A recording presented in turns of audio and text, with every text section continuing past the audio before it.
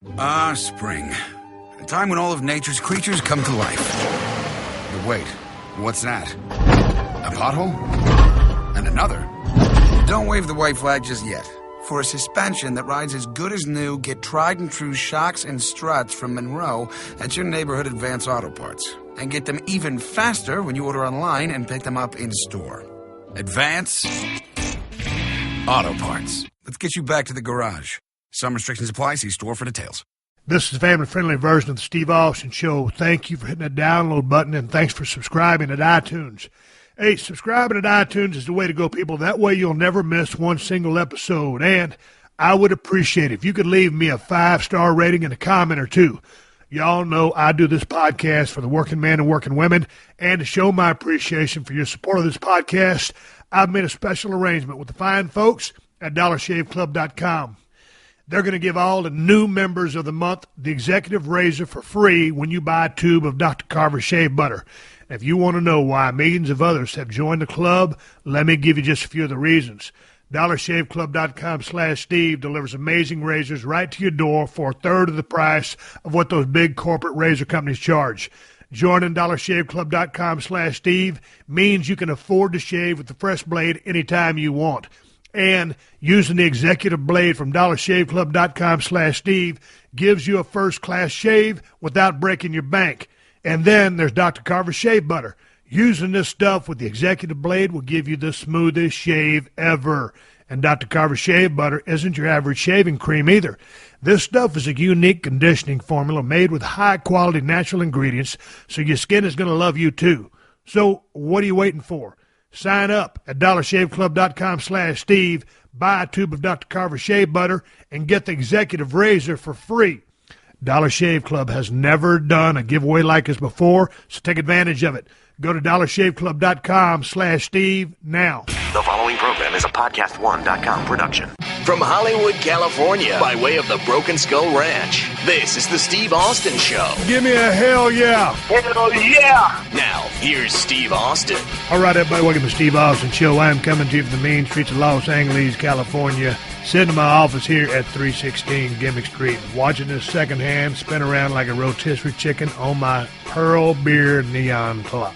Man, I tell you what, this is starting to be a very exciting weekend. Wrestlemania 32 coming up right around the corner.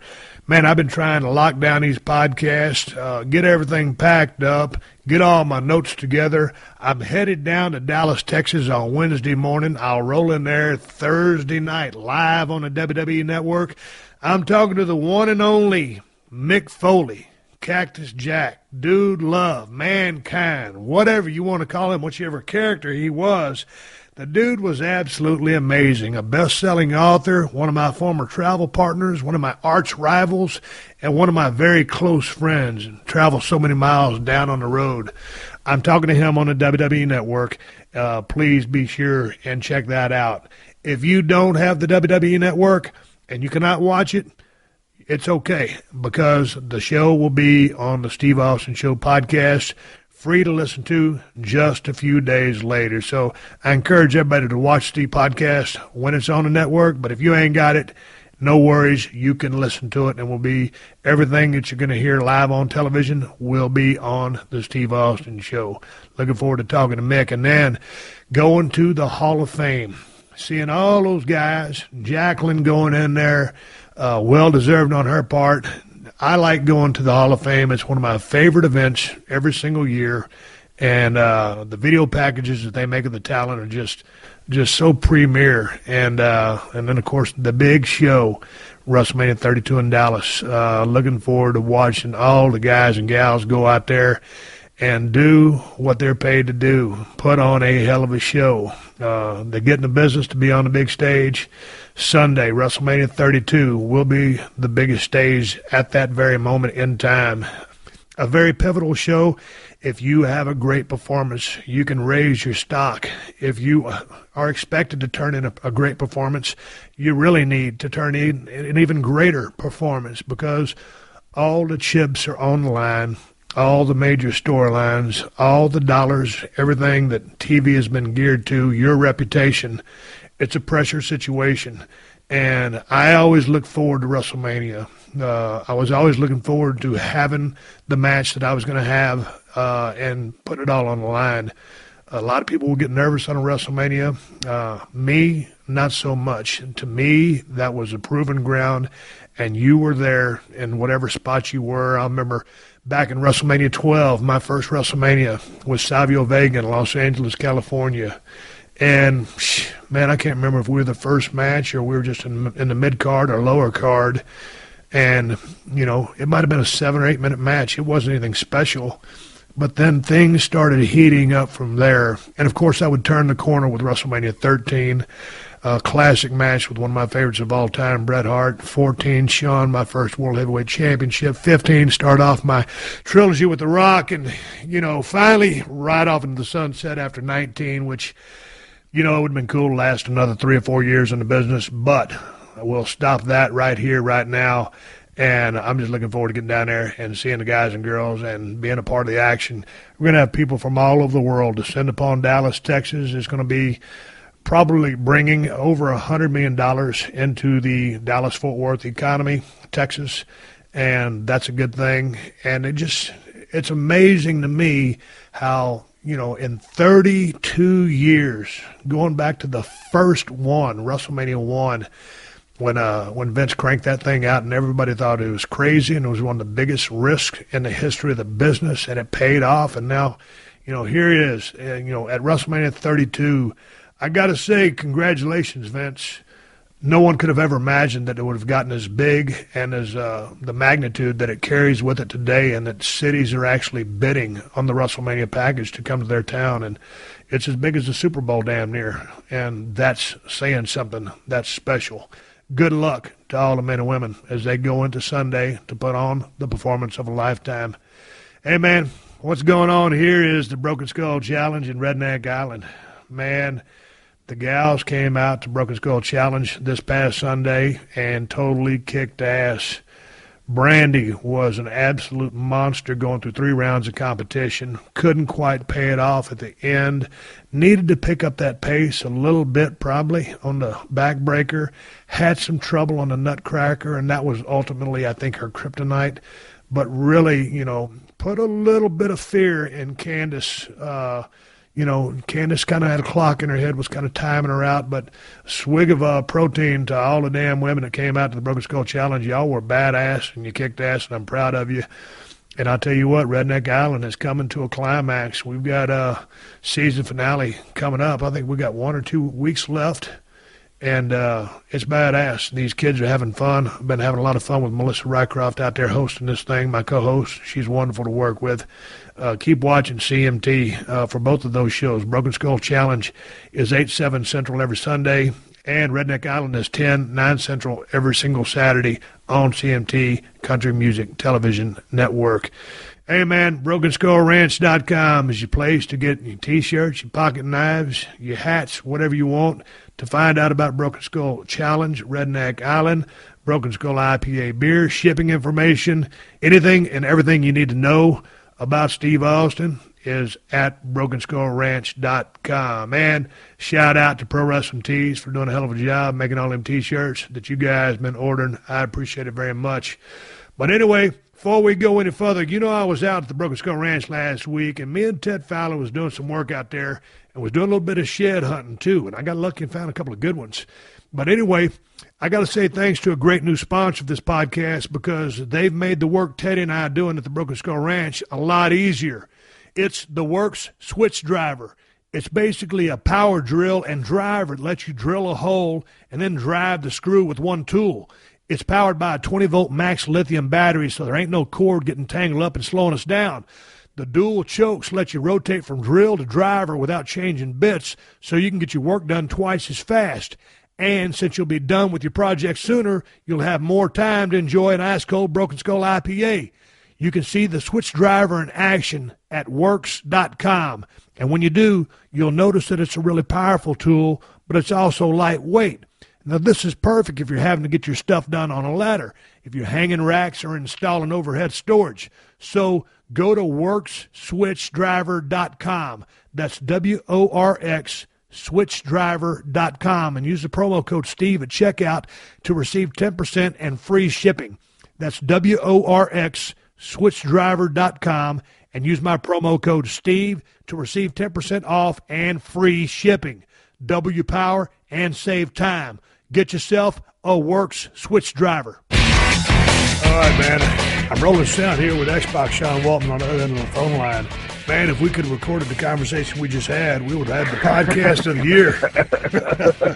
Talking about trade secrets and BS. And by the way, X-Pac, Sean, this is my family-friendly show, so we got to clean up the language for what we was talking about a while ago. Oh, gotcha. Hey, yep. man, it's good to hear your voice.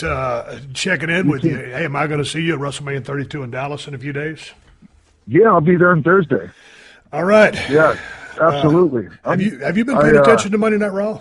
A little bit, yeah. It's really hard, man. 3 hours. It's really hard to keep my attention focused, and it's not that I don't want to, but a lot of times it doesn't happen for me. Yeah, but you know that's never going to go away. I mean, it's always going to be 3 hours from here on out. For a while, and for the foreseeable future.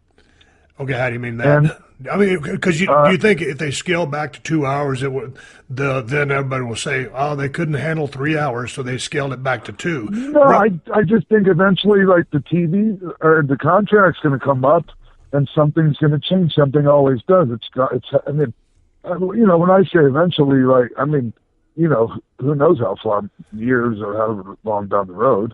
Well, that's the thing about it, because I don't know anything about I mean, they might change networks. I highly doubt that either, but it happened before. Yeah, I don't really understand the business dynamics of the TV, business relationship that WWE has with USA Network or whoever it is. Dude, I was the guy that got in the ring that had a match with another guy, Yep. and that's about as far as it went for me. Hey, I knew the ins and outs of psychology. I knew the ins and outs of what I needed to get paid, and I knew the ins and outs of going down the road trying to maintain my sanity and all that. But just with the fact that, like you said, it's just hard to watch 3 hours. It's not a knock against the product. It's not a knock against WWE. It's just like, dude, when I sit down, if I'm watching an hour show, like I'm a big Walking Dead fan. I don't know if you watch that show or not. Like, I know it's great, but like I haven't been able to commit to it yet. And when I watch a show, I want to watch it. Okay, I'm giving you an endorsement. You've got to check into The Walking Dead. It might take you. It took me 2 to 3 episodes to get in and buy in, and for them to get that hook set. Yeah. And then, man, they just started reeling me in, and then I stopped fighting it. And now we're in, like, I think season 6, and I wasn't real happy with last night's episode, the direction that they're going. But you got to watch it. But to commit to 3 hours. Oh yeah, I heard what happened. But even though. If every episode of The Walking Dead was 3 hours, I could not commit. Right. I tried to take it back to the statement that you made just to paint a picture. No, I get. Yeah, it's perfect. That's perfect analogy. Okay, so for sure. You've been watching a little bit of the show. How's the card? I was there on Monday. So what were you doing? What were you doing at the Monday Night Raw? Just to participate on the air? Just participated and trying to get as much heat as I possibly could on myself. How'd that go? Great. Did you talk to the old man? Yeah, I thought, which one, Paul or Vince? No, Vince is always going to be the old man because he's Savior. You know what I'm talking about. I'm just giving Paul crap. Yeah, I did. Yeah, it was hard to talk to him too much. As when we were gonna, Luke Harper got hurt. He hurt his knee in a dark match at the end of the night. Oh my God, how bad! Yeah, was it? Man. Over something, and there wasn't anything anybody did. He just planted his foot wrong and turned, and boom. Sometimes, you have just a match, like we don't want to say it doesn't mean anything, but it's a dark match. I remember a long time ago, I've told this story before, we were working Hamilton right outside of Toronto. And there weren't very many people there. You were probably on the card, but we were going out to have a tag match, and Triple H was involved, and we said, hey, everybody just kind of got together, and we said, hey, let's all take it easy, and nobody get hurt. We got a big show coming up, and bam, sure enough, Triple H was basically hitting the ropes and blew his knee out. Not when he tore his quad, but tore his knee up pretty damn good. Yeah. And so sometimes it's the mundane things such as running the ropes or throwing a punch or something just seemingly you cannot get hurt out of the blue, you're down. Well, look at me. I give a guy a clothesline. I end up with, compartment syndrome and a torn bicep, a torn pec, and a torn pec tendon. Dude, how are you feeling these days? Shoulder. I'm just doing my thing. Yeah, but you're still working some. I wish I was in better shape. Like I'm in I can still go whatever, but and I'm getting used to working like this. But I'm too busy, man. I can't take time off 10 months to get this fixed and recoup. I'll get it fixed later. Dude, how old are you right now? You 45? 43. God dang, you're still a youngster. 40, hey, on a 40, on a 1 to 10, that's my dog barking in the background. On a 1 to 10, 10 being let's call 10 outstanding. 1 means you're feeling like hell. On a 1 to 10, how you feeling? We're talking about mentally or physically. Actually, you know what? They both go hand in hand. Yeah, they do. I'm going to say about probably a 7.5. That's not a bad place to be, but at 43, that's going to start diminishing down. And I also like to try to look at things from the glass half full type of mentality. At this point in my life too. So I mean, my knees I don't have an ACL in my right knee, which thank God it's not the knee I have to plant on when I kick. Right. Because that would be an issue. Hey, so, man, if you would look back, and you've been in the ring for how many years now? 20? 28. 28? Almost, yeah. About getting up there. Dude, since that's unbelievable. Yeah. Well, if you count since I started training, like when I started camp, but I had my first match 3 months after I started camp. Right. Hey, if you were going to go down there to talk to those kids at NXT, down there in the developmental program, what would be a few of the give me 3 main pieces of advice that you would give those kids? I guess, the one thing that I always keep going back to when somebody says that, ask me that, is be different, have something different. If we're talking about in the ring, don't be the guy that, just like everybody else, that does the tackle drop down, leapfrog, what they call the international spot. I'm so sick of seeing that kind of stuff. I like to see guys do some different things out there, taking, everybody throws punches. Why not? I don't know. I guess the point I was wondering that you would go to, just because of the way you're feeling right now. You're on a 7.5. You're not a 10. Yeah. 10 is perfect.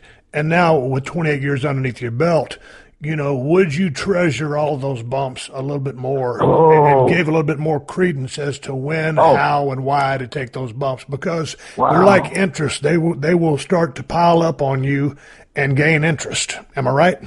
Yeah, and compounded it, not just interest, compounded interest. That was the word I was looking for, but due to too many chair shots, I couldn't think of the word compounded. Right now, mentally, I'm a 3. Yeah, my brain's a little scrambled sometimes too, Steve. So, some people say, "Oh, it's just that green medicine of yours," and I'm like, I wish it was just, that's what it was. But I watch some of these guys, and I know that, I had a few guys tell me back in the day, "Hey kid, you might want to watch some of those bumps," and I didn't do anything as exciting as you did. But I had a quick fastback type bumping style. You were a bump and feed type of guy. Yeah, bump and feed. And then, but the veterans, the Skandar Akbars, the Bronco Lubitches, those guys that took me under the wings, they would tell me, "Hey man, down the road I'll catch up with you." And of course, when you're 25, 30, full of piss and vinegar, you're like, "No, ain't nothing catching up with me. I'm bulletproof." Then all of a sudden, you get 15 to 28 years past. Well, I'm out of the business now since 03, but I had about 14-year run in the ring. But you feel all that stuff on the backside. You're going to pay for everything. You get paid for doing it, but you will pay for doing it on the backside. And I try to just keep in mind the fact that I pretty much knew what I was signing up for. And at this point, knowing what I know, and I wouldn't be taking those unprotected chair shots, because I know you have too. I've had some chairs folded over my head. Yeah, I took my share of chair shots. Yeah, I was for the most part a guy that put his hands up, But I never did, man. I had that. I got to be, because I'm little. I got to show everybody I'm tough, and I can take a shot. Boy, I showed them, didn't I, Steve? What? Yeah, we both did, and I will go right along with you, because I've said this from the word go. I knew what I was signing up for. I knew it was going to be a rough ride. Now on the backside of it, you're starting to feel that. But again, I had some of the veterans telling me, "Hey, pace yourself on those bumps; it'll catch up to you." To your point, I knew what I was signing up for, so I'm not sitting here making no excuses or complaining about nothing. Just looking back through the eyes and body of a veteran who've been there, did that now. And if I was to impart any words of wisdom, it's to get the most out of everything you do.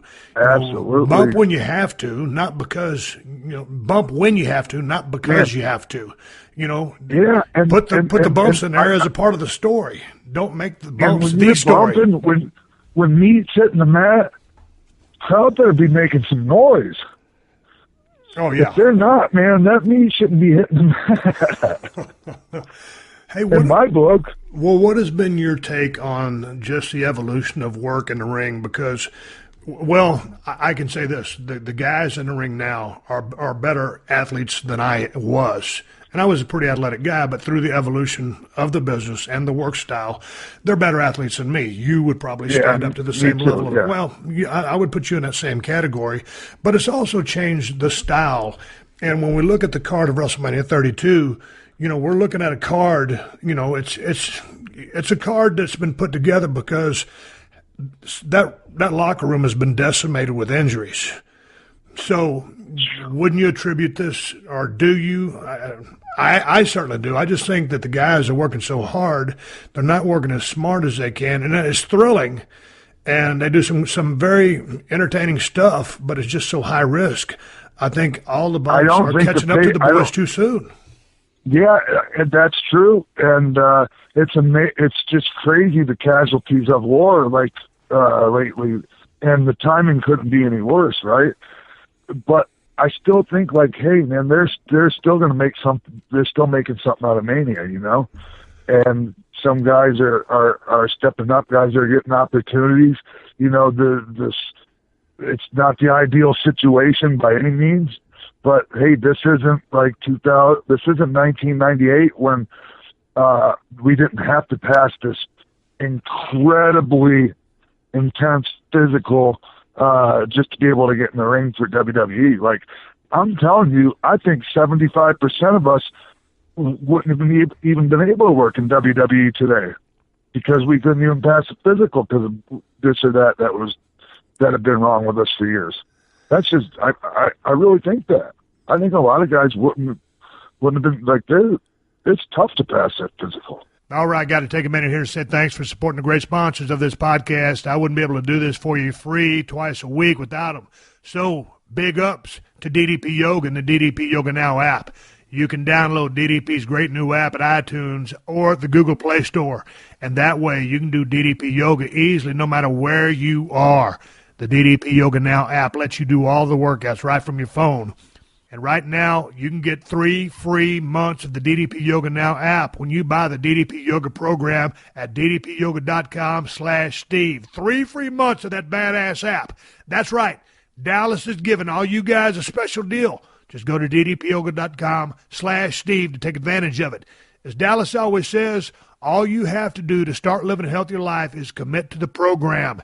And if you're going to be in Dallas this Sunday, April 3rd, because you're going to Wrestlemania, you can work out with Diamond Dallas Page himself at the DDP Yoga Wrestlemania Workshop. He's doing it before the show actually starts. You can hang with Dallas from 10 a.m. to 12:30 p.m. at the Larry North Fitness Center at Solana Club in Dallas, Texas, and learn some breathing techniques, do a workout, set goals, ask some questions, and take a picture with Dallas. And then head over to Wrestlemania in plenty of time to make the show. Get in on the DDP Yoga Wrestlemania Workshop. Reserve your space now at ddpyoga.com. Do you think the road schedule is tougher now or tougher than back in the day when we were on the road hardcore? I think it's tougher for us. I think it was too. But I think that here's the thing. I think there's a difference in work. I think the guys are working a faster, more frenetic pace. Yes. I'm not going to talk about Frantic, yeah. I call it a frantic pace. Yeah, and I don't want to talk about quality of work. I'm just saying, as far as pace, that's the kind of pace. So I think, especially, when I hear the stories of when Kevin Nash first went up to WWF back in the day, maybe before you were there, but I mean, dude, y'all were running a crazy. Oh, did you? Well, y'all were on that crazy road schedule because I can't remember. I just talked to Kevin the other day, but I think at one point in time he was on the road for. It was about 60 or 70 some odd days straight. I mean, straight. Yeah. And he might have had a day off or something on the road, but it was to get to the next gig, and he was damn near in the ring every single time. So I think the guys were running hard back then, but I don't know anything about this younger generation because I haven't hung out with them too much because I haven't been around. But I also know, along with being out on the road, dude, we were partying pretty hard, and I know that a lot of the guys these days are playing video games and they're not into the things that we were into, and probably as it's 2016, can't get away from probably it. Still party. But. Yeah, I'm not saying there's nobody that doesn't party, but we were able back in the Stone Ages, if you will, you could get away with a lot more. And just because it was back in the day, I mean, compare the two styles of being on the road and partying versus the style of work now and the lifestyle, because. Dude, when you first signed on with WWF, and I was still down in WCW, maybe down in USWA, give or take within a few years, we didn't have no damn trainers, dude. Okay, you were in WCW. Okay, but my point is, we didn't have no trainers. Sorry. Exactly. All that stuff we kind of we all like kind of fought for, like the softer rings that weren't killing us every night, the trainers because they never had any. Those kind of the safety standards. Dude, I remember when I first got called up from WCW to go to WWF, and it was the back end of 1995, I think, leading into 96. And I'd come out of those WCW 18-footers, and, those were pretty good working rings, pretty good bumping rings. I like them. Dude, I rolled into my first set of events. I believe I was working pretty much exclusively with Savio Vega, who I absolutely loved to work with. That guy could work his ass off and could go. Damn right. And, God dang, dude, I took the first couple of damn bumps, and I was like, damn, what in the hell's wrong here? This damn ring feels like cement. What was the deal with that ring? You remember? I call it the billiard table. Dude, here was the rumor behind that, because back in the day before they had that style of ring, Hogan and those guys were so big, that was that kind of trampoline ring, and it looked kind of kabuki-ish on TV, so Vince went to that hard ring because he didn't want that. He was trying to protect the business. And it looked better for camera, and it looked better for the fans if they didn't see that ring moving, because they didn't want that thing to look like it was a trampoline and nothing hurt. Yeah, it was, and I also heard the reason because I tight with Chimmel and Kyoto and all those guys that hauled the ring, and some of those guys that had been there way before I got there, and they said that also the reason was because there were so many just big guys that they wanted the ring to be, not break, too. So they made it heavy duty. But, thankfully they had somebody draw up some brilliant engineer draw up new plans for a much more. Dude, I'm not I'm not a rocket scientist, but it would seem like it shouldn't be too hard to build a ring because it's a squared circle. It's 20 foot by 20 foot, and basically it's the pipes that go vertical, and you got your angle iron that goes across. You lay the 2x12s on that. You put one little 1/4 inch or 8 inch piece of foam on that, and then you put a mat. And then some of them had the shock absorber in the middle. Some of them did not. It depended on how close the steel angle irons are placed next to each other. But, it would seemingly, you wouldn't need NASA or a rocket scientist to create a bump-friendly ring. I built a ring when I was 13. What'd you build it out of? Yeah, I used railroad ties for the posts and then just lumber because when I was 10, I started setting the ring up with Gordon Nelson. You remember Gordon, right? Yeah, Gordon was a shooter. He was one bad dude. He, as Chief J Strongbow would say, he could go bear hunting with a switch, Steve.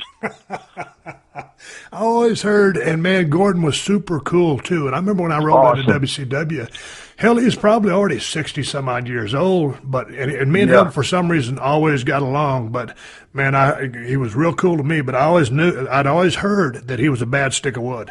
Oh yeah, and Florida, like he was the guy, you know. Okay, well tell me about building your own ring. Okay, we got to come back to that. But tell me about building your own ring. Because we did backyard wrestling. Oh, dude. And yeah. Well, I mean, that was how much I loved it. Well, I know, yeah. So how? And it just went to Scotty's. Well, it would be like Home Depot now. Back then, it was called Scotty's. Yeah. I just got all the stuff. I used joist hangers for people that know anything about construction. You know, like tied onto the main beams, and then the planks went over top, just like I remembered how Gordon's ring was. And WCW's ring was the same too. See, some of those Southern rings were wooden frame, not like the ones like WWE has. Were they? Yeah, the underneath was all like 4x8, probably the 18-foot. Every 2 feet there'd be a 4x8, and then there would be like 1x6s, maybe, or 2x6s that. Just tons of them that laid over the top, and then the padding would go over that. Dude, what'd you use for your ropes? Steel cable and garden hose. Clamp steel cable at garden hose and real regular turnbuckles. I mean, it broke all the time, but there's a lot of bricks underneath that. Oh, Jesus Christ, dude! What was your worst injury suffered backyard wrestling? I mean, Never. Never, because we didn't do the stupid stuff people try now. We were happy just like trying to do storyline and shoot angles and promos and conventional wrestling matches. Even though like nobody actually knew how to wrestle. I mean, we never amateur wrestle. So how often would you guys work out in the ring? Yeah, we just did what we saw on TV. It was terrible. So it was terrible. It was rotten, but like you could see like there was some potential there at some point later on down the road, I guess. Kind of like the Hardys did. Well, what did they do? Except for they had their own little thing called Omega. Yeah, they still do that, don't they? Yeah, but back then it was a real kind of backyard. It's like if they weren't trained. And like when I worked with Jeff Hardy the first time, Steve, when he was 17, and I was 1, 2, 3 kid. As soon as I locked up with him, I'm like, oh no, nobody trained this kid. You can tell he had talent, but he just didn't know how to wrestle yet until they went through Dory's camp down in Florida. Now I guess Dory had their like dojo going up there in Connecticut for a while. Oh, I didn't know that. I think so, with like Tom Pritchard and stuff. Right. Because that's where Shane was training before his match with me at Wrestlemania in Philly that year. Hey man, speaking of Shane and Wrestlemania, that brings us back to this Wrestlemania. Yeah. Shane is in WrestleMania 32. That was a good pivot right there. A little Hell in a Cell match with the Undertaker. Okay, let's fast forward into the present day, soon to be the future, as we're going to both be there at the same building, AT&T Stadium in Dallas, Texas. Shane O'Mac versus the Undertaker. What were your thoughts when this match got put together, man? Or just what are your thoughts going into it? To hell with that. Go ahead. No, I'm sorry. I didn't mean to. No. I was just thinking, you got the Undertaker, and one of the greatest runs, one of the greatest workers in the history of the business, Shane O'Mac. I loved when he came back a couple of months ago. I popped big here at the house. I had the mark out moment. It was a great segment. I put it over on the podcast. And so now, Shane, man, still full of testosterone. I love him to death. And he's going to want to put on a show. And so I'm just wondering if they're going to keep him on a leash, or can he keep himself on a leash from doing something, Nope. That's not going to be too high risk. Nope. I mean, I don't think they're going to be setting any – I mean, I don't know. Actually, you know what? I'm not going to say what I think because that he's going to do what he wants to do. And he's crazy because – before him and I ever had our match together, when I was just still 1, 2, 3 kid, Medusa and I went skydiving one time, and he came with me, but he had to kayfabe the parents. And I'm scared to death of heights, Steve. And like I was turning green in the face. It's on video. Dude, when did you and Deuce jump out of an airplane? Did y'all do a combo jump? Yeah, and I was in my 1, 2, 3 Kid wrestling gear, and it was so cold. It was so cold. Of course, right? Because we wear that to bed, right? We wear that to bed. Oh. Okay, so whose big idea was to go jump out of an airplane?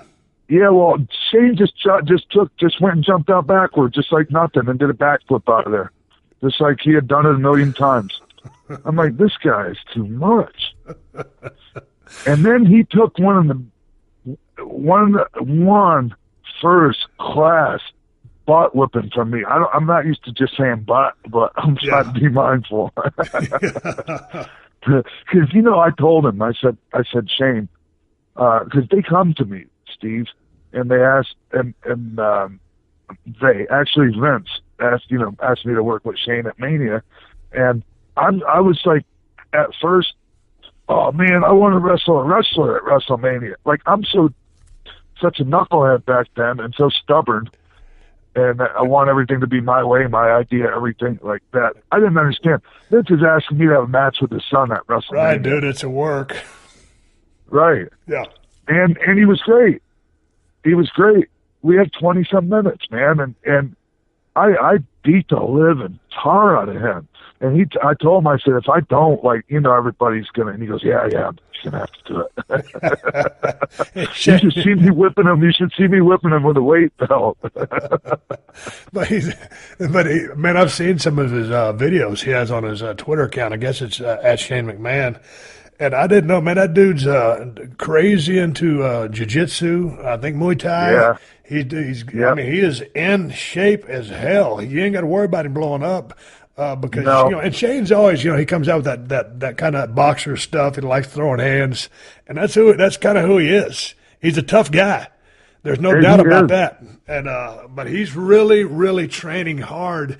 And I think because of his background and his training in MMA, because I know he's been doing it for a long time, and so has Taker, I think, that they can incorporate or implement, that hold, that, I don't know if it's Kimura or that Colombian necktie that Undertaker always likes to use, but I see Shane being able to use some of that on Undertaker. Sure, it's a Hell in a Cell match, but just because it's a Hell in a Cell match does not mean that you can't incorporate those pieces of the game. Stay on the mat and do a little bit of that in the right places. It will be dynamic and exciting because it's all about the story. Too. Yes.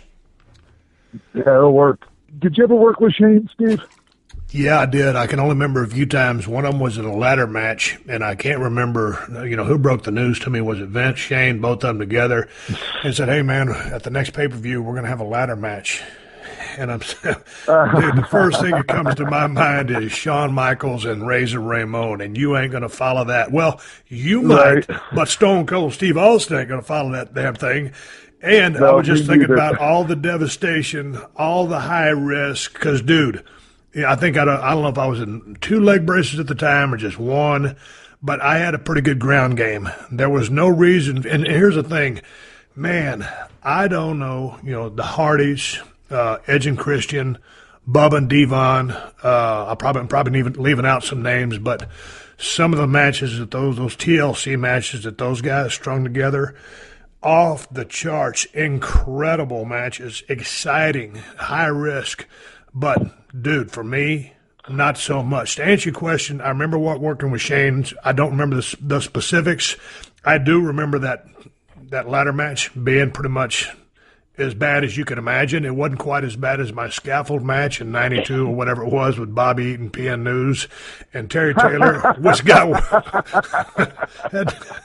worst worked match of the year, Sean.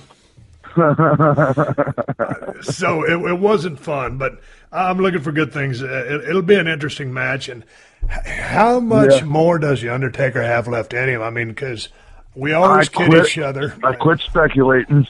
I know, dude. When I rode off into the sunset, we were kidding back in who was going to last the longest, and clearly the dude has lasted way longer than me. I consider myself a pretty tough guy, but this guy's just, he's first of all he's got a work ethic that's out of this world.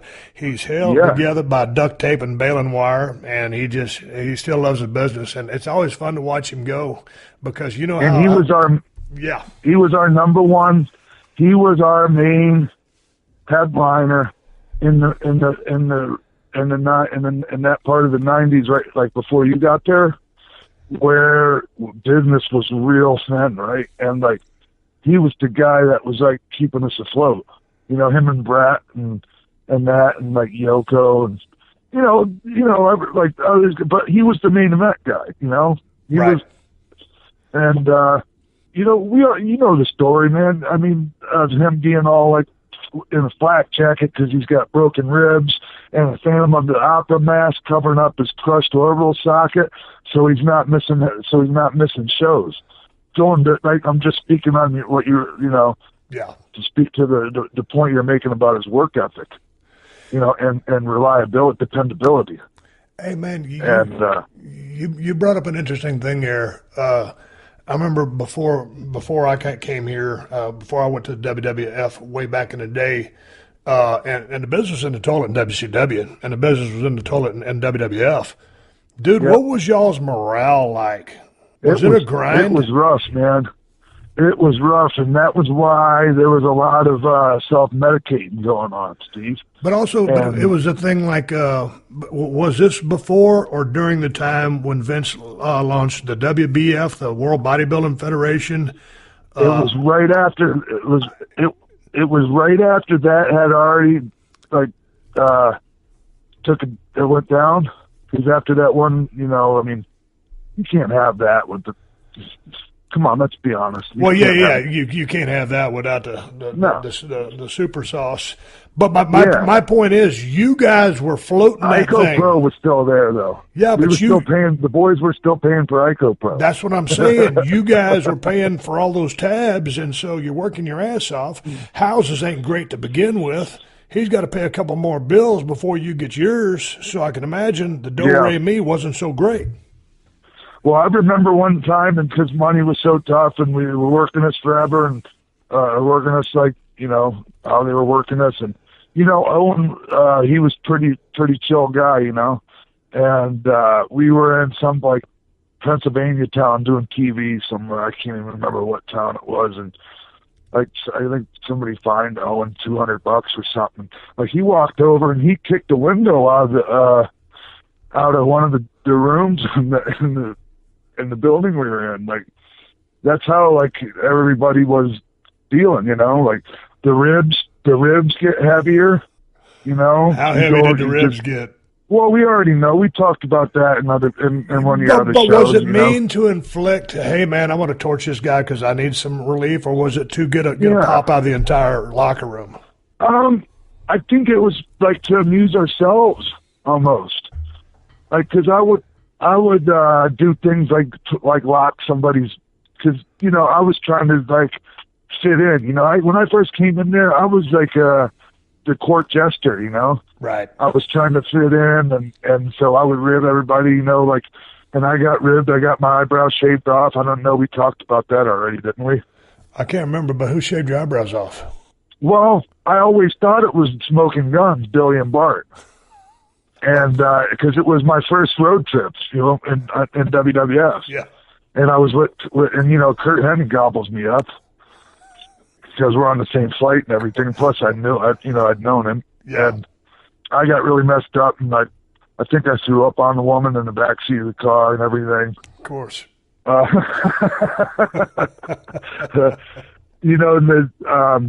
had taken some different substances that you shouldn't mix. You shouldn't be taking, let alone mixing with alcohol. And so when I went down, like, I don't really remember anything. I woke up and both of my eyebrows were gone when I got up to look in the mirror. And what was your reaction when you looked at yourself in the mirror and didn't see any eyebrows? Well, I mean, if you ever see on my original doll, it's worth like $250. Sometimes people pay $300 for it because I have no eyebrows on the packaging. That's like one of the holy grails of wrestling dolls. As soon as people realize I didn't have any eyebrows on there, the prices went through the roof. Yeah. But so now I wanted to get I want to get my receipt right away, right? And so Kurt stirred it up. I'm thinking that Smoking Guns did it. Right. Oh, no way, Kurt's my friend. He's never gonna. Plus, if it was Kurt, he would have just shaved one eyebrow, so I'd have had to shave the other one. Kurt was like a thinking man's ribber. Totally. So we stopped and I'll keep this concise because some people have already heard the story, but I had Kurt stop at the hardware store on the way to the next town, like Las Cruces, New Mexico, and I got 2 tube epoxy resin. And we got to the building, and when those guys would go to the ring, they'd always leave their hats on the table before, and they'd pick them up and put them on before they'd go through the curtain. And so when they left their hats on the table, I mixed that epoxy resin and put it all on the inside of their hats. And so they couldn't take their hats off when they got to the ring. So, and, that very well may have been Kurt that did that to me the whole time, and he just sat back like the puppet master and, and like Geppetto and laughed his butt off. I remember you telling that story. I don't know which podcast it was on. But here's the thing. When people see your action figure and didn't have any eyebrows on it, people still to this day send me tweets on my damn social media account.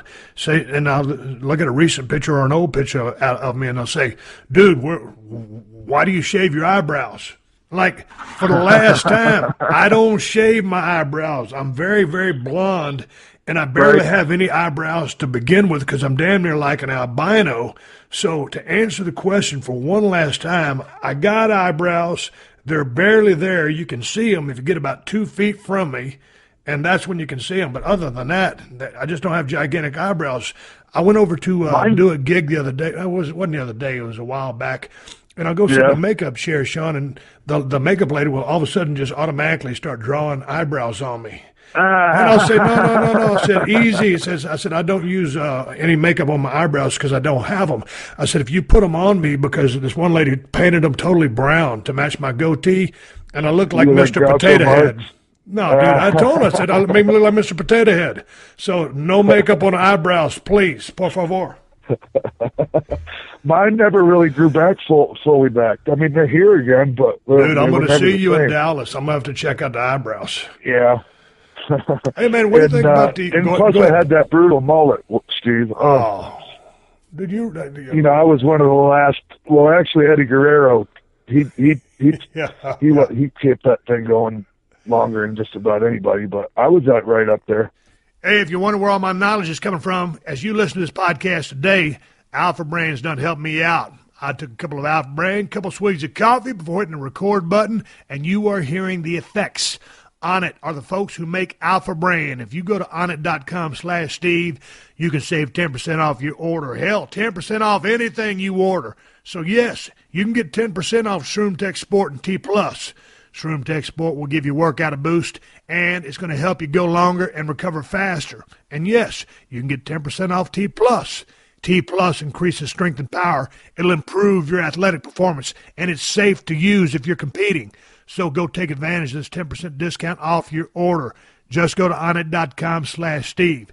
And another great thing about Onnit and all their products is if they don't work the way they're supposed to, you can get all your money back, no questions asked. Money back guarantee. So go to onnit.com/Steve to get your 10% discount off all supplements. That's onnit.com/Steve to get 10% off your order. Weeds are like nature's boomerang. Roundup knows they keep coming back. With one spray of Roundup Mass Control 365, kill those stubborn little rascals right down to the root and keep them away for up to a year. Draw the line and stop weeds from boomeranging back. So this week I'm also drawing the line at NXT TakeOver coming up Saturday night in Dallas, Texas. Last year's badass match between Sasha Banks and Bayley really raised the bar for NXT, and let me tell you why that was such a premier match. Those girls focused on a body part. Sasha Banks was mean as hell. Bayley had so much fire. They didn't rush from move to move. They paced the match. They told a story, and that's ultimately what people want to see. And that's what everyone in the squared circle should strive to do. Tell a story and sell. So I draw the line at Sasha Banks and Bayley for putting on one of the best NXT matches. And Roundup's drawing the line at Weeds. Your patio should be for cooking out and kicking back. Roundup Match Control 365 helps keep it that way by keeping weeds away for up to a year. One spray of Roundup Match Control 365 gets you up to 365 days of weed-free relaxation time. Draw the line. The Steve Austin Show. The Steve Austin Show. Hey, man, let's go back to WrestleMania 32. One of your good friends, one of my good friends, a guy that I really enjoyed working with, Triple H working with Roman Reigns in the main event for the World Heavyweight Championship. Did you get a chance to see the Roadblock pay-per-view? No, I didn't. And now I'm like, I wish I would have. Oh, I wish you would have, too, because Triple H put on a clinic with Dean Ambrose, and Dean Ambrose carried his end of the bargain as well.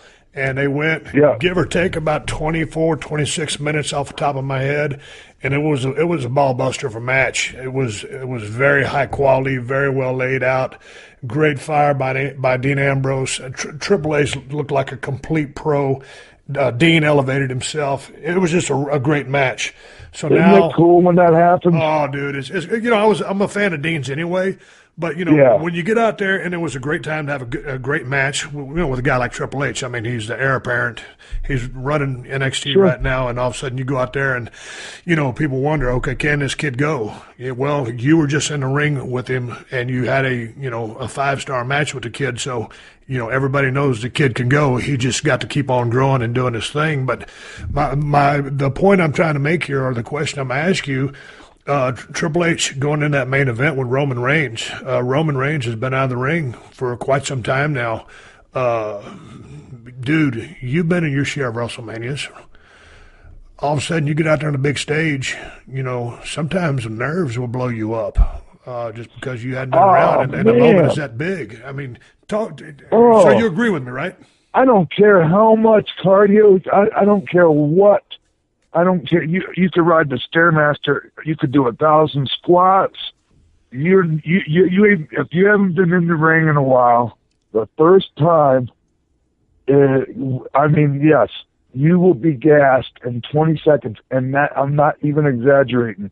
20 seconds in, you could be gassed. But dude, I've watched guys walk to the ring and get gassed because the crowd took it out of them, because the adrenaline's pumping so hard, and guys start breathing kind of shallow, and all of a sudden, man, the match hadn't even started, and the guys are blowing. Yeah. On the flip side of that, for me, Steve, if maybe I'm not in the best cardio or whatever, or that, if the crowd's really hot like that, it'll let me, because as soon as they react, it'll calm my nerves, and I'll go, okay, we're good, and then I'll be able to relax out there. It's, man, going out there, and then, like, for me, like, if they're not just really buying everything, you know what I mean? Like, right. I don't know if I'm saying it right, but like the thing that can like make you gas can also like help me out too out there. To me, it was like, man, I don't think I ever went into a WrestleMania with nerves. And my first WrestleMania was 12, working with Savio Vega in Los Angeles, and that was before, obviously before we went to the bigger stadiums that were there to become. And 13, in the Chicago Rosemont Horizon with Brett, and then 14 Boston with Shawn Michaels, 15 with The Rock, 16 was a no-show, I think, I don't remember. 17 with The Rock, 18 with Scott Hall, 19 with The Rock again. But to me, I was always in almost impeccable win shape when I went into those matches. Yeah. But I think the point that you're trying to make that I believe works for me is I was so ready to get out there and do it that it was like a boost of energy. I mean, I could have been out of shape, but the crowd, because most of the times, and not all the times, there were some matches that weren't that stellar. there's something about whether they're hanging on everything that you're doing or you got them by the throat and they're with you. It's just the fact that you're so primed up and ready to put it all on the line at WrestleMania. There's no time to be nervous. You expect excellence out of yourself, and so you go out there with that mindset. It's seek and destroy, and that's having a badass match. That's it, yeah. And I also, you know, like if the people aren't making any noise, that'll make me kind of like get anxious, and it makes it worse for me. It's going to be interesting. You know, these days, what are your thoughts about some of these people that are going to go out there and need a little bit more television time? I'm looking at the card right now. Some of the guys haven't had some, you know, real positive TV time, you know, going into this event. They're on the card, but so because they're not in as good a position as they could be with the crowd, not as over as anyone would like to be. Yeah, the match isn't hot, so then you start trying to prematurely work that crowd. Yeah. And, man, that's a bad spot to be in because you want that crowd to come first, you know, for you, grab in, and they're going to come from, you know, zero. You're going to start ramping them up, but you don't want to have to go to them to get them into the match. You want them to be in the match from the get-go. Kurt Hennig was always preached that. And you know, I remember one time going out to the ring, and you know that whole thing that so many people do, where you know you're trying to get the people and you start clapping. Right. And I come back from the ring, and Strongbow says, "Taylor," because Taylor was my nickname from Chief, and he said, "Taylor, why don't you just bring some pom poms out there with you next time?"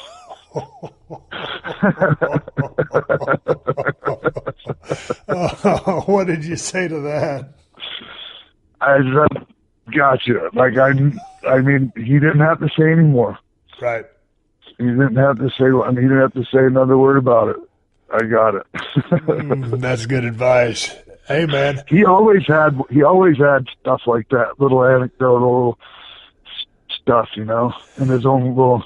And, you know, he said the same line a million times to different people, but it was still cool. Like, you know, he was a fountain of wisdom. That's the one thing that I just so, it really got me when he passed. And, you know, it gets me when anybody goes. But everybody had an affinity for Kurt. I think he was universally loved by all the boys. I don't know anybody that did not like Kurt Hennig. And the guy is as sarcastic as he wanted to be. He was. Yeah. I never saw him in a bad mood, and he always tried to help everybody. Now he would rib you to death, but he never, to me, maliciously ever tried to harm anybody. And dude, it didn't matter where you were on the card or where he was at on the card. If he had any advice, he was the wily veteran. He wasn't very old, but he had some damn good information to drop on anybody because of his wealth of knowledge, being a second-generation guy and being in the business virtually all his life. And the most giving with that knowledge, because he came up at a time when so many people were still real selfish with the knowledge, right? Because, you know, they don't want, you know, somebody else could take their job or whatever, you know? I mean, that was that mentality. And, you know, Scott Hall was around Dick Murdoch, and he was kind of selfish with the knowledge. You had to really, really earn it from him, right? And so Scott's kind of that mentality. But Kurt always, Scott drops knowledge, don't get me wrong, but some people he doesn't think, like, he used to tell me sometimes I'm telling too many trade secrets. Yeah. You know? But Kurt told me, he said, you know, the knowledge was given to me, and I was told that it's my, you know, obligation or duty or whatever to pass it down. But a lot of guys, it's just like our business has always been passed down. There's no textbooks. You know, all other art forms have like texts, things like that, you know, reference things you can go to. Ours is only passed down by oral tradition, Steve. Our whole art form. You know, but a lot of guys were with the competitive mindset that, hey, man, whatever I know, I got to keep to myself because this gives me an edge over the rest of the roster. So I can't help anybody out, whereas that wasn't Kurt Hennig. And, you know, speaking of Scott Hall is one of the smartest guys about the business that I've ever talked to. And that guy, I don't know. I'm not trying to volunteer Scott for the job, but man, that guy going down there to NXT or just the training facility, whatever they call it, down there in Florida, and talking for an hour here or there or 2 hours or whatever.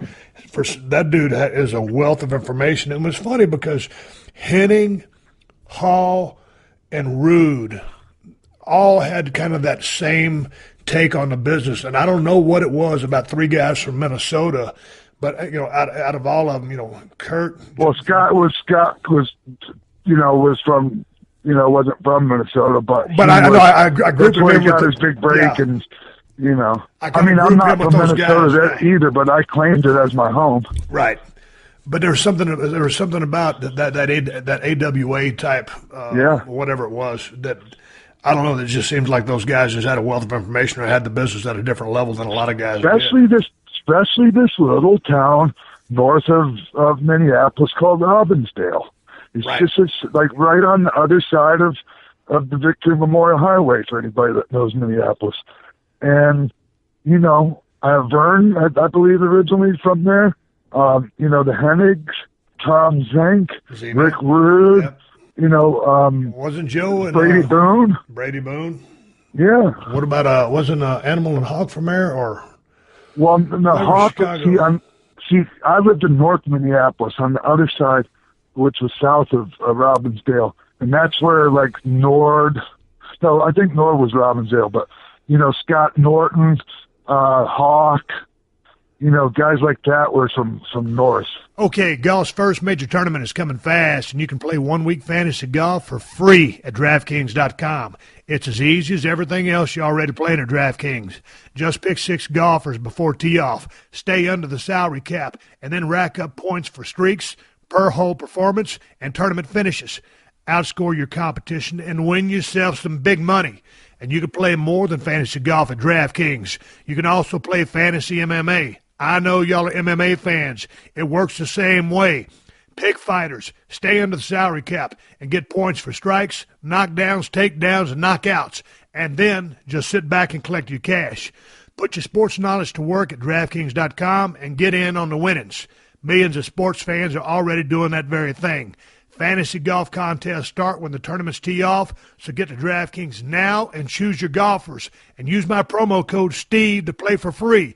That's promo code STEVE to play for free right now at DraftKings.com. That's DraftKings.com.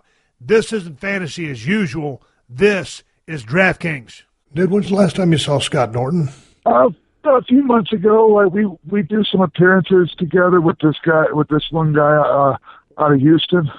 Is he still doing good? That dude, man, he was a monster back in the day when we were going back and forth to Japan between 92 and 94.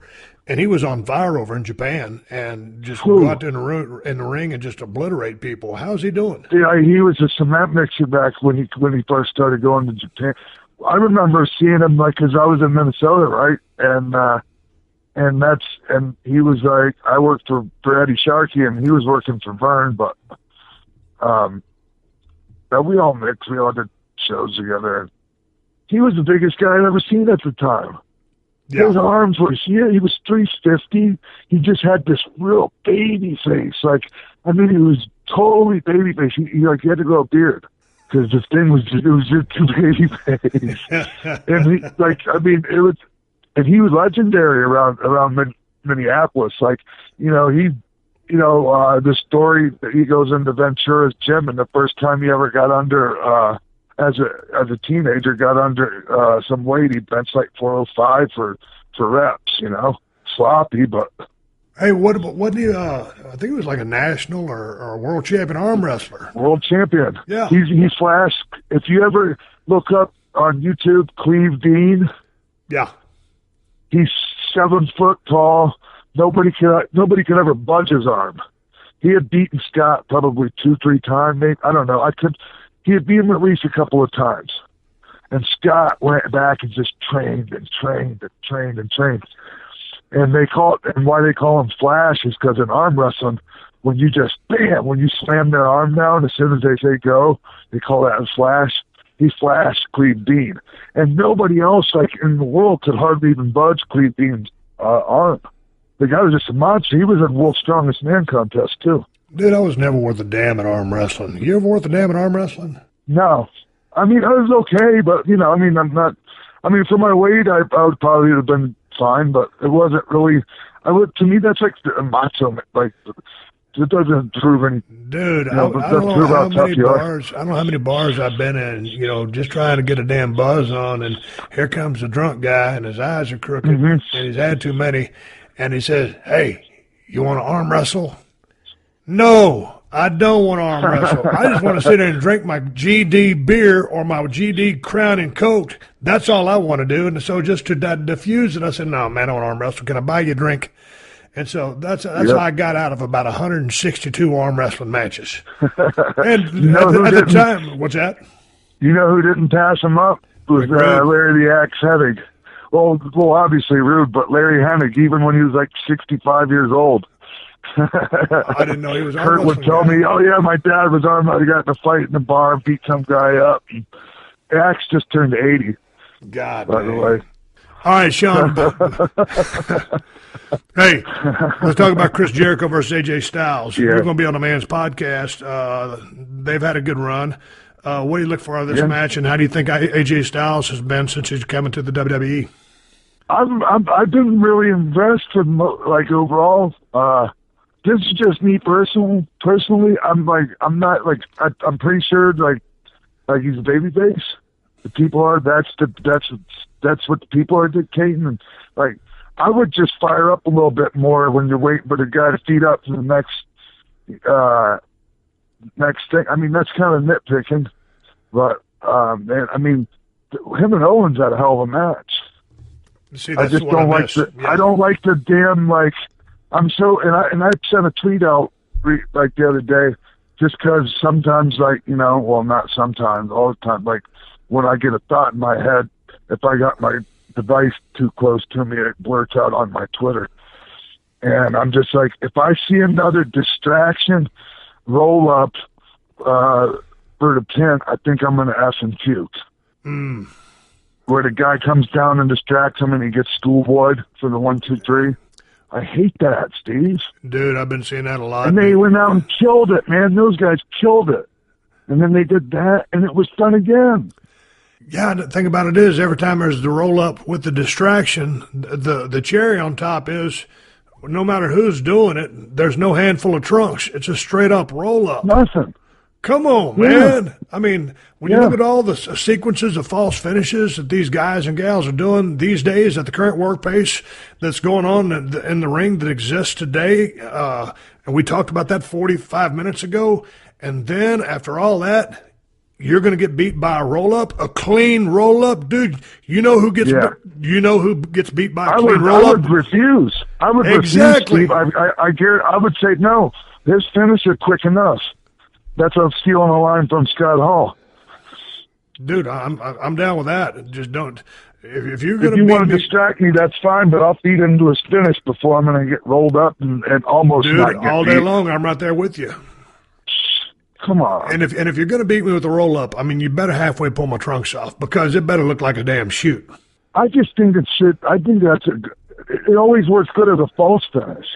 Yeah, but not these days, just because there's been such a trend over it in the past. I don't know. It's just been ongoing. These days, every time you can see someone going for a roll-up when it really doesn't even fit their character for a roll-up. Sure. It's the cliche thing to do. Yeah, it's not in their normal repertoire, but yet they're going to pull it out.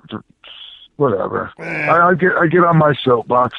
Those guys are going to kill it. They're going to go out there and kill it.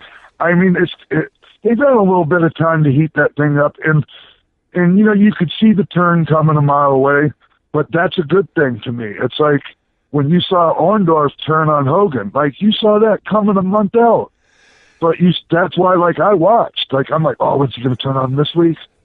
And then, you know, and the same with Savage when he turned on Hogan. So I mean, it's not the same. There wasn't the same amount put into it, but Like, I'm just saying it's not a bad thing to be predictable sometimes. Yeah, I'm just looking forward to seeing the match. It'll be fun to see AJ on a big stage because I like to see the guys that work their ass off for whether it's TNA. I mean, the guy worked for Japan forever. He's a hell of a damn hand. So finally you get a chance to get on a big show and get to a Wrestlemania spot. This is a rumored match as I'm sitting there looking at this thing on my internet. I don't know if it's been booked or not. I'm assuming it's Chris Jericho. He's going to be on the main card. Yeah. So, and this is right before we watch Monday Night Raw. Monday Night Raw has been on for about an hour as I record this podcast. So I'm just expecting a hell of a match. Chris Jericho has had a hellacious career. He's going to go down the Hall of Fame. AJ Styles is a hell of a worker. So depending on, where they put this match, how much time they can give them is going to dictate, where they, what they'll let them do. I'm pretty sure they'll get some time, especially this year's Mania. I think some guys are going to get a chance to go out there and hey, here's the ball. Let's see how far you can carry it down the field. Well, I mean, first of all, both guys can deliver, and Chris Jericho, just because I've seen him for almost his whole career since he came up through WCW and WWE, and AJ from some of the stuff I've seen of him in Japan and a little bit of the TNA stuff, so I hadn't seen near as much as I've seen of Chris Jericho, who can go with anybody anytime. Yes. And he's going to lay out both of them. Yeah, and dude, I work with both of them, and I know that their styles are the type that their chemistry, and they're going to mesh just fine. Well, hey, man, when are you going to make it into Dallas? I'll be there on Thursday. All right, well, I'm going to get there on Wednesday. I'm going to do a little podcast with Mick Foley on Thursday, the hardcore legend, and one of my favorite guys to talk to. I'm looking forward to that. Hey, man, I'm looking forward to seeing you in person. You too, man. It's always good to see you. Hey, let's plug your Twitter account real quick. What is your Twitter account? At the real X-Pac. At the real X-Pac. How long did it take you to come up with that one? At the real X-Pac on Twitter. Sean Waltman. I'll see you in Dallas. All right, Steve. Thanks, man. All right, everybody, give me the go-home cue. It's time to wrap up this podcast and ride off in the sunset. But before I do, I got to give you guys something to watch. And since Stan Hansen is going into the WWE Hall of Fame class of 2016, there's a match on the WWE Network. If you go to the search bar, I guess you can just type it in. What I'm watching, it's a badass match. I'm going to watch it myself in its entirety. Bruno Sammartino versus Stan Hansen. WWE Championship cage match, Madison Square Garden, August 7th, 1976. Of course, we all know Bruno, the living legend, a Hall of Famer, hell of a monster run, one of the greatest draws of all time. And now Stan Hansen joins him in the Hall of Fame, and here they're doing battle in one of the greatest places to wrestle, Madison Square Garden. Stan Hansen in 76, he's got pretty long blonde hair, goatee and a mustache. He looks totally different than he did when he's working in Japan, running roughshod over everybody and having monster matches. That is my match of the week for you guys to watch something. It's Stan Hansen with a look that you haven't seen him have in a long time. And this was a whole different Stan Hansen that smoked everybody over there in Japan, strong style. Anyway, that's my match of the week for you guys, something to watch. Congrats to Stan Hansen and everybody that's going into the Hall of Fame class this year in 2016. Hey, man, BrokenSkullRanch.com, got all the hats, pocket knives, and beer you want to order. Just go there. I ain't going to give you a big sales pitch. It's all coming down to the wire on Redneck Island. Who's going to take home $100,000? We're getting close. And Broken Skull Challenge, Sunday nights, 8, 7 Central on CMT as well. 2 badass shows. It's good to be in business with them people. Hey, folks, I want to give you a shout-out. Don't forget to subscribe to this podcast at iTunes, because that way you'll never miss one single episode. And after you hit the subscribe button, please leave me a comment or two and a 5-star rating. I appreciate it. And I also appreciate all the word-of-mouth advertising you guys are doing on behalf of this podcast.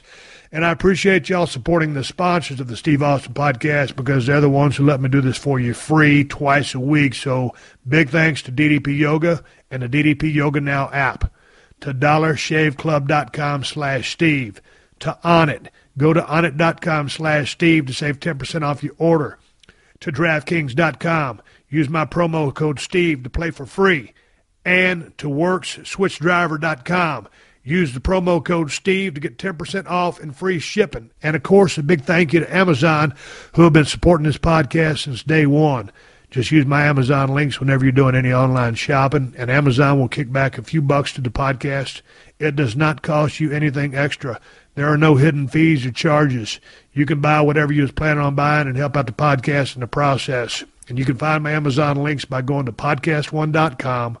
Click on the Killer Deals button in the top right corner of the page, and then hitting the Steve Austin Show button. I got Amazon links for USA, UK, and Canada, and if you bookmark that link, you can find it in one step. Help support the podcast in the process. It doesn't cost you anything, and we continue to give you 2 free cans of audio whoop-ass every single week. I appreciate the fact that you take the time to listen to my show, and hey, keep listening. The 60-second AP News headlines are coming up next. Until then, folks, I'm heading to Dallas to Wrestlemania 32. My name is Steve Austin, and I will catch your ass down the road. Download new episodes of The Steve Austin Show every Tuesday at podcastone.com. That's podcastone.com.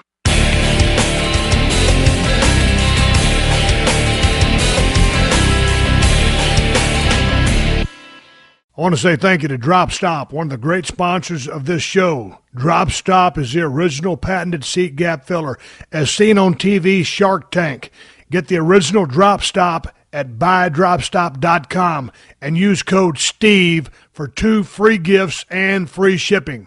Stay tuned for the latest AP News headlines from Podcast One right after this. When shopping for car insurance, consider this. Geico has been saving people money on car insurance for over 75 years. So if you're serious about savings, it's simple. Go to geico.com. After 75 years, they know how to save you money.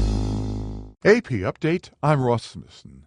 Adam Schiff, the ranking Democrat on the House Intelligence Committee, says U.S. officials are talking to French intelligence personnel as they try to determine what caused a Paris to Cairo flight to fall out of the sky over the Mediterranean. Is there any information that we have that would shed light on any of the passengers?